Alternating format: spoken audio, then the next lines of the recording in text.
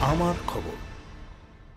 বেআইনি বালি সিজ করতে গিয়ে বিক্ষোভের মুখে পড়ল পুলিশ। বোলপুর থেকে বর্ধমান যাওয়ার পথে ঠিক অজয় নদীর ব্রিজ উঠতেই রাস্তার দুই পাশে বালির পাহাড় হয়ে রয়েছে দীর্ঘদিন ধরে। হেলদোল নেই পুলিশ প্রশাসনের নাকের ডগায় চলছে রমরমিয়ে অবৈধ বালি তোলার কাজ। নির্বাচন ঘোষণা হওয়ার পরেই নড়ে চড়ে বসেছে পুলিশ প্রশাসন। আজ তারই পরিপ্রেক্ষিতে বেআইনি বালির পাহাড় সিজ করতে গিয়ে গ্রামবাসীদের বিক্ষোভের মুখে পড়তে হলো বোলপুর থানার পুলিশকে।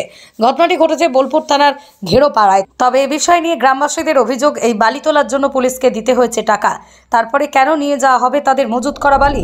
এমন হাস্যকর দাবি শুনে হতবাক সকলে। একে তো অন্যায়ভাবে তুলছে বালি, তার উপর সেই বালি সিজ করতে গিয়ে পুলিশকেই বাধা গ্রামবাসীদের।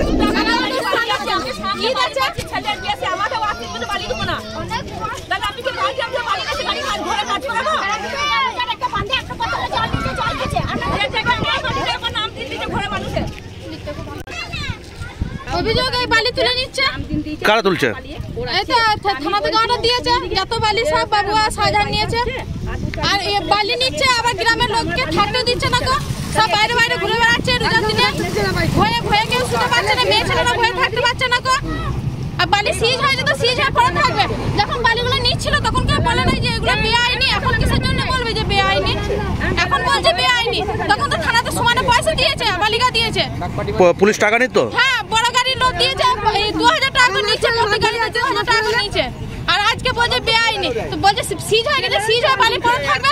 কত কষ্ট করে আমাদের গরিবের হালে বালি, কত জমি ফমি বন্ধক দিয়ে, জিনিসপাতি বন্ধক দিয়ে আজকে বালিগুলো কাটিয়েছে। আজকে এরকম করে বালিগুলো কাল থেকে সমানে তুলে নিচ্ছে। এরকম আমার ছেলের বিয়ে আর 4-5 দিন পর এরকম আমি তো বালি গাদাই নাই, আমার বালিও নাই, আমার গোটা 30 গাড়ি বালি আছে বাড়ির জন্য।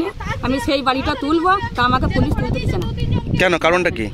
কারণটা কি? আমি গাড়ি কাজ করাবো, ধরে কাজ করবে বলে না তুলতে দিচ্ছে না, বালি তুলতে দিচ্ছে না কেন? বলছে না তোলা হবে না, এই জন্য বলছে। আমি যে বাড়িটা তুলেছি, আমি ডাক পার্টিকে পুলিশকে পয়সা দিয়ে ওই বাড়িটা তুলেছি। পুলিশ পয়সা নিয়েছে? হ্যাঁ, পুলিশ পয়সা নিয়েছে। কত করে নিয়েছে? 2000 টাকা নিয়েছে এন্ট্রি নিয়েছে। আবার সামনে এই আমার 2-4 দিন পরই আমার ছেলের বিয়ে। আমি বলছি আমার বাড়ি কাজটা হচ্ছে, তো বাড়িটা আমি তুলে, তো বলছে না বালি তুলতে দেবো না। আপনারা কি চাইছেন? এখন আমরা চাইছি যে কোনো একটা ব্যবস্থা হোক।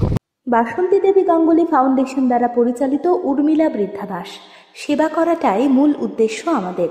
তাই বয়স্ক মানুষদের পরম যত্নে আগলে রাখছি আমরা। রয়েছে অন্ন, বস্ত্র এবং সুচিকিৎসার ব্যবস্থা।